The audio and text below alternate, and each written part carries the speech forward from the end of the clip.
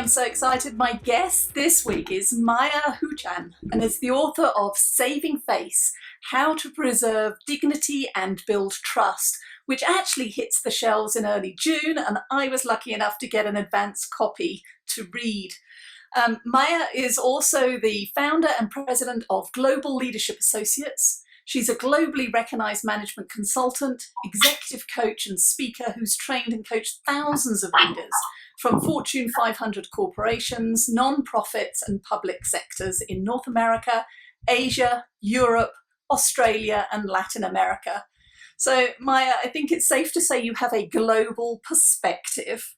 So given all of that breadth of experience, help me understand the journey that led you to write this book, Saving Face.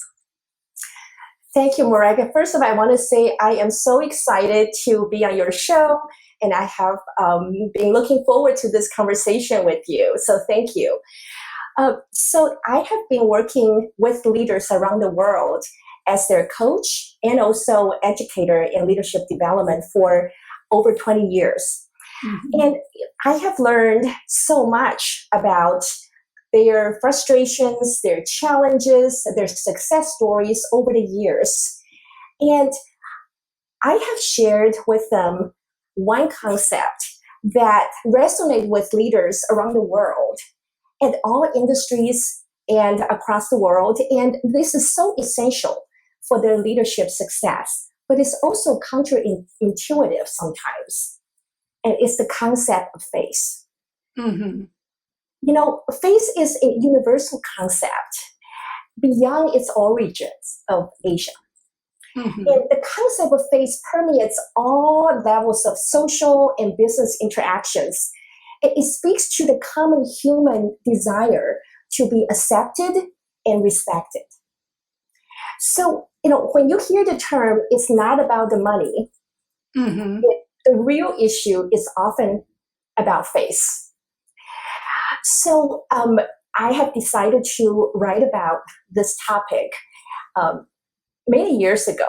And as I started putting these ideas together, and my hope is that, you know, this book will serve as a catalyst for all forms of communication, not only for business leaders and entrepreneurs and managers, but also hopefully it will be helpful to anyone who wants to improve how they relate to others. For example, how teachers relate to their students, how parents communicate with their children, and you know how we work with our neighbors and friends in so many different other social contexts. Okay. And so that was the reason that I decided to write this book. It's funny, even listening to you there, that anecdote takes me back to my first career in finance, where I remember being told it's not personal, it's business. And I think you and I both agree that no, business is personal. And in fact, you can't be successful in business or in life unless you're successful in cultivating winning relationships, which is the theme of my book. But what stood out for me as I was reading yours, and even in the preface, you just built it up. It's brilliant. I want to read it, so I'm not going to get this wrong. In the preface, you say, building authentic and lasting human relations may be the most important calling for leaders in this century. At which point I went, so I agree. So from your perspective, what makes that ability so critical at this time? Morag, as you and I have talked about earlier before the show, is that we're living in a very challenging world right now. That there's so many things happening in our world that's unprecedented. Now, as leaders, we're facing many, many challenges, not only at work, but also in our personal life as well. Now, leaders are working increasingly with diverse teams. They continue to have to work across geography, time zones, across cultural, genders, and generations. So that leaders must be able to move in many circles and think in many different perspectives. So diversity is absolutely the challenges that leaders are facing every day. And with the pandemic, that we are also noticing that nowadays everybody is working from home. Mm-hmm. So the virtual team has been going on for many years, but nowadays it really permeates every aspect of our work life. And so leaders have to use technology to communicate with their team members, with their business partners, and there's a lot of opportunities to actually create misunderstandings because of this new way of working remotely, and because you simply lack of face-to-face interactions. Mm-hmm. And on top of that, every day we are experiencing the impact of social media. Right? Oh, yeah. And where it is so easy to offend or insult someone without the normal check and balance of having to actually confront them face to face with your slight. And it's something that we all have to be aware of, because a lot of times when we are, if we say something or post something that may have created a misunderstanding or mistrust or potential conflict, and then we can do it unintentionally. So because of all this unprecedented challenges that's happening in the world, that I find that building authentic and lasting human relations is so important for leaders in this century. And then if we can master the concept of face, to be able to intentionally watch out for how we work and how we show up, and then hopefully that we can create a more positive and lasting authentic relationship with people that we come in contact with. Mm-hmm. So you talk about this concept of face. You touched on it earlier on. So I would love for you to just tell a story or an anecdote that helps us to understand what you mean by face. And as importantly, how do you honor face? How do we lose face? And how do we save face? Yes, those are absolutely the key concept. Before we dive in, let me tell you a story that it's a true story of a leader that I've been coaching. And let's just call her Linda. It's not a true name, but Linda works for a software company. Okay. And she has been using Slack as a platform to communicate with her team. Her team is scattered around the world. Now, when she communicates with her team using Slack, that she basically uses it for everything. She uses it to distribute information, share information, and assign tasks. And also she uses it to give feedback to her team members. And she uses it all day long as a primary platform to communicate with her team. Now, so when she started using it, of course, to provide feedback, that she didn't realize that the person who received those feedback are devastated when they receive those feedback, because it was for everyone to see. And not only those messages impact the person who receives it, but also everybody else that's reading that message start to think, oh gosh, I feel so bad for that person, and I don't want to be in that position myself. So then what happened was that over time, that in her mind, she was being efficient, she's being transparent, and but then the impact was that she actually created a fear-based culture, that her team members stopped speaking up.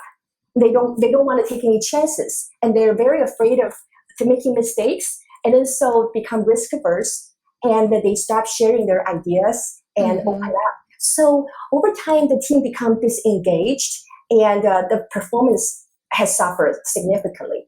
So when she finally came to me, she was in the coaching engagement. We started looking at what is the root cause of the team issue, and then we identified this is the core. That's the root cause of it. So it took her, and then she started to change the way she communicates. Right, and then because of the action she had caused her team members to lose face, and then so she started taking critical messages and feedback offline, and started to provide more positive recognition online. And it took her 6 months to turn things around and to rebuild that trust. But this experience has completely transformed the way she leads by being more mindful and more intentional about her actions, her words, and her behaviors. So now, speaking of that, so the concept of face was at play in this whole dynamic, right? So what is the definition of face? So the definition of face is that it is a universal concept, and what it stands for is that it represents individuals' self-esteem, self-worth, your identity, reputation, status, pride, and dignity. So when you think of those words, our face represents an individual inside and out. It's the whole person. It's the essence of who you are. And face also represents not only how you see yourself, but also how other people perceive you. Okay. So when you experience problems or in relationships or conflicts at work or lack of engagement, at its core, it often has to do with face, but people may not actually use the word face. They may not actually say, I feel like I've lost face at work. Much more likely, they would say something like, my boss doesn't appreciate what I do. People don't really treat my ideas seriously. I don't feel I'm being heard. Or I don't feel I belong. Okay? When you hear those type of statements, a lot of times that you look deeper, that usually has to do with the concept of face. So it's interesting because it's actually complex because there's the inside out view. And many people, I assume, are focused on my own ego-driven, I've got to save my face. Maybe I honor my own face and my own values by saying no to things, and I certainly don't want to lose face. But there's also that outside-in perspective of those drivers for me, but also the outside-in of, am I considering and honoring your face? Am I helping you not to lose face? Yes. So it is a true relationship dynamic. It's a two-way street. It's not enough just for me to do it. Am I helping you to do it? Yes, and Morag, I think you hit a really important point there. Is that sometimes when we hear about, oh, I'm saving face, or I don't want to lose face, usually people are referring that as thinking about yourself. But the focus of this book it really is changing that perspective. Not only you wanted to preserve face for yourself, but most importantly, in order to create authentic, positive relationship, we need to start looking at how can I honor face for someone, or how can I keep somebody from losing face, and by saving face for them. And then there are many ways we can do that. So in a book that there are some specific things that we can do, and then they're not rocket science. There can be something that it's simply that require us to be more aware and pay attention of that interaction. Because it is being aware and being present in the moment, because I'm yet to meet anybody, very, very small percentage, but I've yet to meet anybody who deliberately sets out to cause somebody else to lose face. But it can be a throwaway comment I make, or I forget to include you in a conversation. All of that can have the knock-on effect. So I'm sure you've got a favorite story here about a leader who helped somebody to save face versus taking it away from them and undermining them. So how would you demonstrate that? Absolutely. So let me first explain the three key concepts of face. And so number one is about honoring face. What I mean by that is that imagine face is like our social currency, right? And the more face you have, the easier and faster it is that you can get things done. So imagine that you're building a supply of face with someone that you work with, or someone that you met, and by continuously making that deposit, and then we build trust, we express gratitude and appreciation, we compliment them, and we also recognize them for their contribution. We give them credit when credit is due. Or we empathize, right? And we put ourselves in their position and to understand their challenges, and we give their voice equal time and weight. And we do that over time, making that deposit. When we need to make a withdrawal, that we're careful not to make that someone lose face. We provide feedback in a way that save face and preserve dignity for them. And if we mistakenly cause them to lose face, the relationship can still be saved. Okay. There are enough deposit to cover the withdrawal, right? And so when we think about honoring face, it's really about making that deposit of face. And, we're telling the other person that I see you, I hear you, you matter. Okay, so there are many ways that we can honor face for someone, and I gave some examples earlier. But I think there are small, simple actions that we can take to really make the other person feel that they're valued and respected. And I remember one of my favorite quote from Maya Angelou. Oh, yes. Right? People will forget what you said. People will forget what you did, but people will never forget how you make them feel. Mm-hmm. Powerful. That's how you honor face for someone. Mm-hmm. Now, the other concept is about losing face. Mm-hmm. Okay? Now, losing face describe conditions where people feel devalued, humiliated, or unappreciated. Okay, and when people lose face, it provokes a wide range of negative emotions, such as shame, embarrassment, fear, guilt, vulnerability. And those negative feelings can directly impact how well they perform at work, how much they speak up, how much they share their ideas, and even how long they stay on the job. Okay, so I like to think of losing face, as there's a metaphor of when I was growing up in Taiwan, mm-hmm. that there is a 1,000-year-old proverb that I heard from my parents and teachers. It goes like this: "Spilled water is hard to regain." Okay.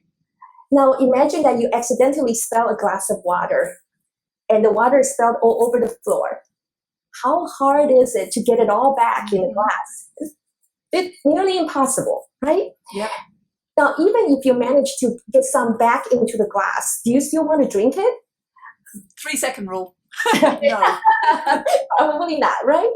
So what this proverb teaches is that we have to be careful about our action and words. If something that's once you said something, you have done something, it changes the relationship, and a lot of times it's difficult to repair. So as leaders, that we wanted to make sure that we don't get on the autopilot, mm-hmm. when we're working with people from diverse backgrounds, when we say something or working with others, we don't want to cause someone to lose face unintentionally. Things like what the example I shared with her about Linda. She sent out those messages on Slack, not thinking what is the impact on the other person, right? And how do you give negative feedback in public? And how do you challenge or disagree with someone? And how do you acknowledge somebody's contribution? And even sometimes that you cut somebody off, you don't even know you've done it. You interrupt somebody when they're speaking, you tell expensive jokes, and there's much more to that. And we may cause somebody to lose face, we don't even know it. Yeah. Right? And so that takes us to the next concept is about saving face. So saving face is authentic and intentional act of turning around a situation to preserve dignity for all parties involved for a positive outcome. So how can we do that effectively? It's really require an intentional kind of act of really recognize that this is a situation, and how can I prevent this from getting worse or from even happening? And that requires emotional intelligence and also a very intentional act from the leader's part. Yeah, I remember reading in the book you were talking about the old adage of treat others as you would wish to be treated, and your correct re-correction of it is no, treat others as they would wish to be treated, which brings us to cultural agility and how that affects face. Can you say more about that? Absolutely. Well, so cultural agility for today's leaders, that we need to work with people from diverse backgrounds, whether domestically, locally, or in a global business environment. We need to attract, retain, and motivate team members and our employees and business partners. And we have to move in many circles, and we have to, think in different styles. And we have to be intentional about our actions. So cultural agility speaks to this ability to look at a situation from a business perspective and cultural perspective, okay? And then we manage the situation to achieve business results in a way that works effectively within the cultural context, okay? And so being able to develop the cultural agility is so helpful and important for leaders to be successful in today's world. So let me give you a quick example of how a leader can apply this. Now, in the book, I have a model called AAA model. And so AAA model speaks for three different A. AAA is an acronym, right? So it represents aware, acquire, and adopt.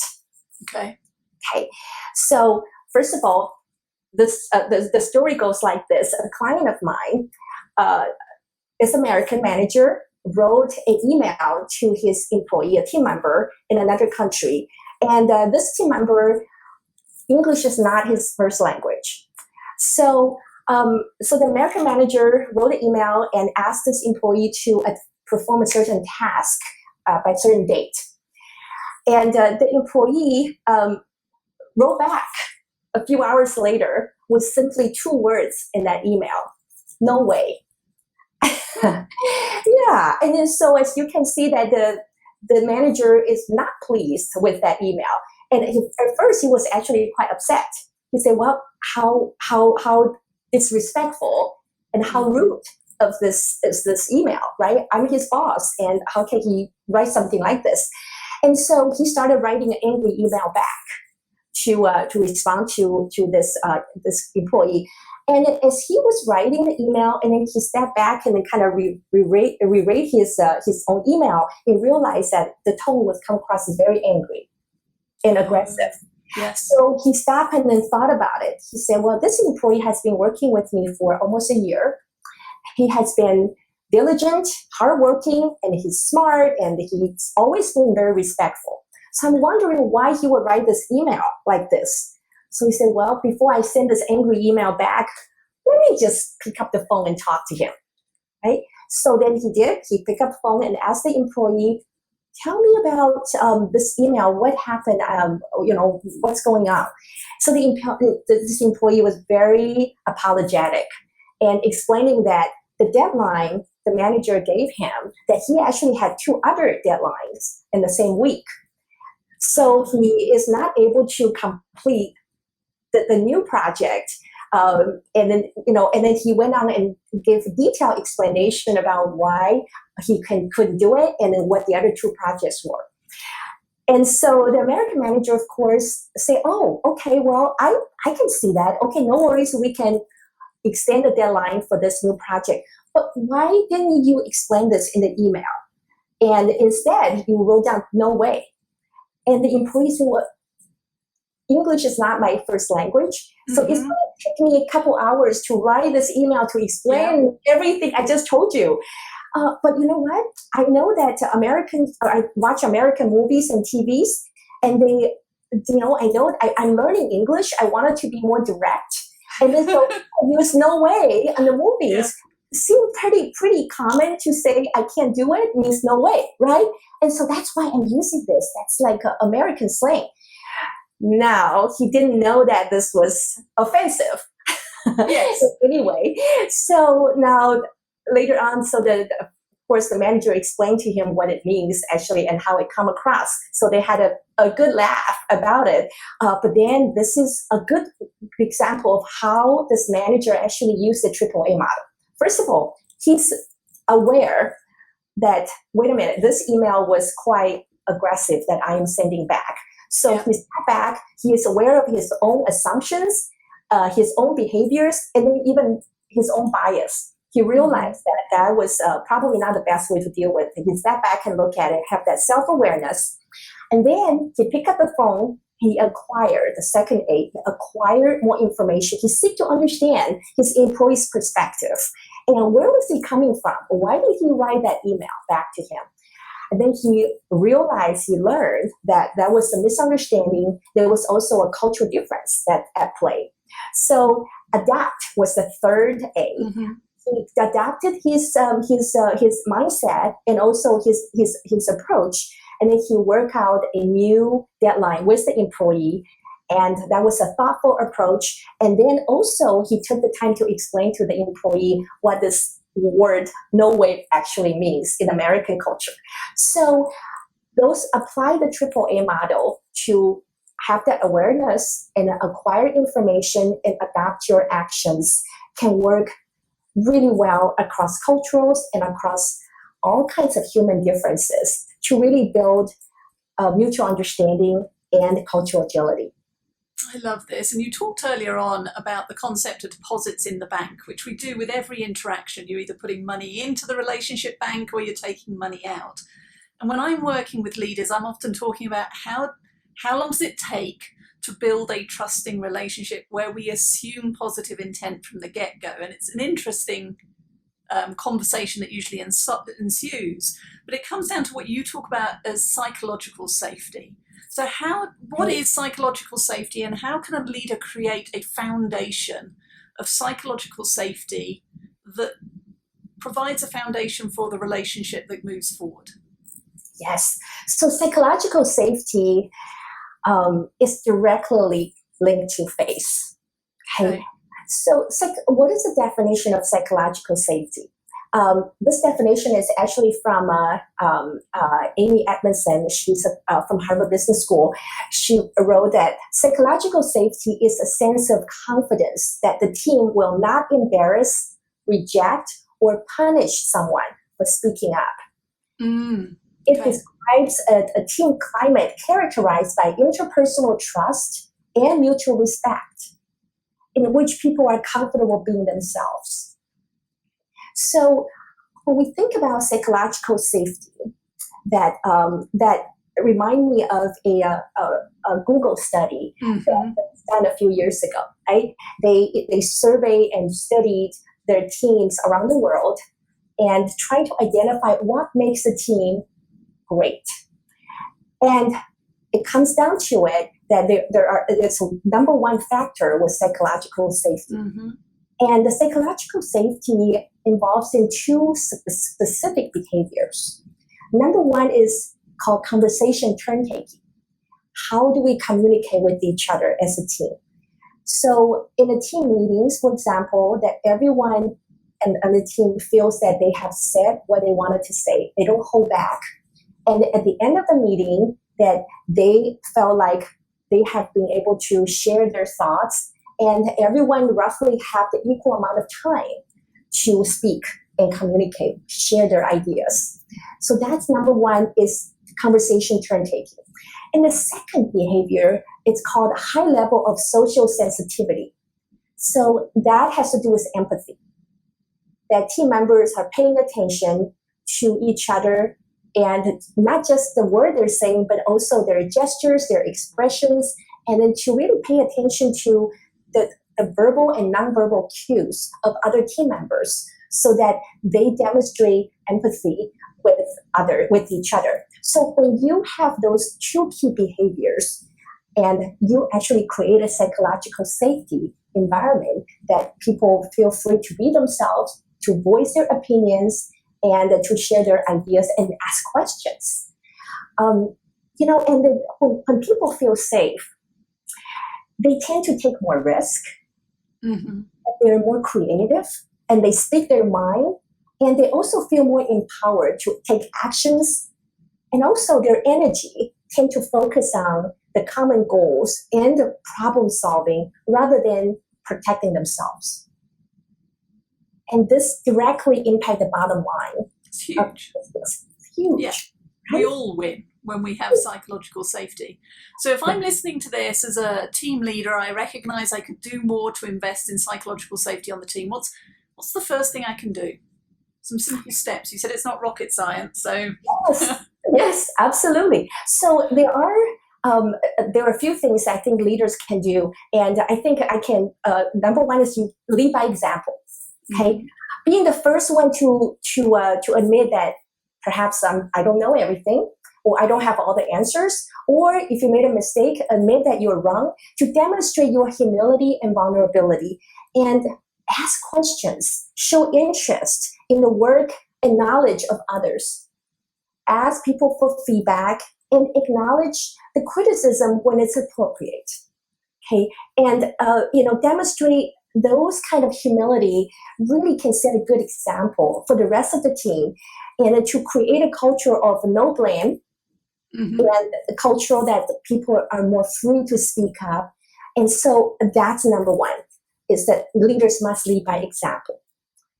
And number two is that even though that to create a inclusive cultural, leaders have to first demonstrate, but you also want to get everybody involved.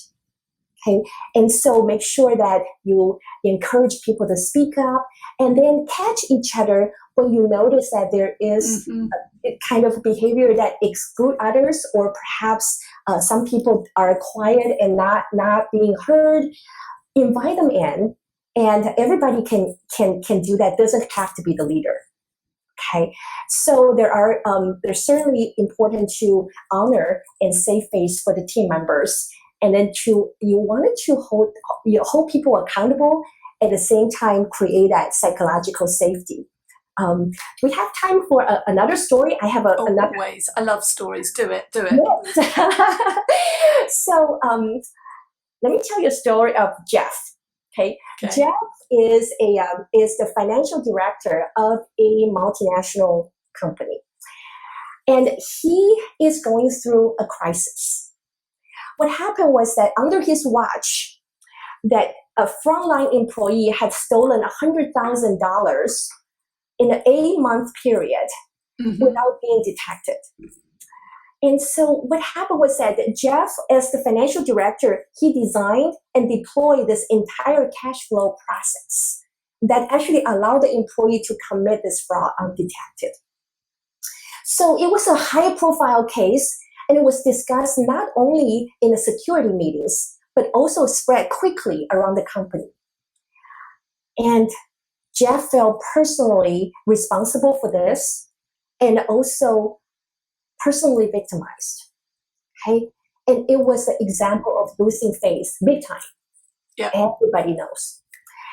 So very soon, the company's COO planned a meeting with Jeff and his team. Wanted to talk about this issue, and the stress consumed Jeff. Everybody could see that he lost weight, he couldn't sleep, and he developed a bad rash.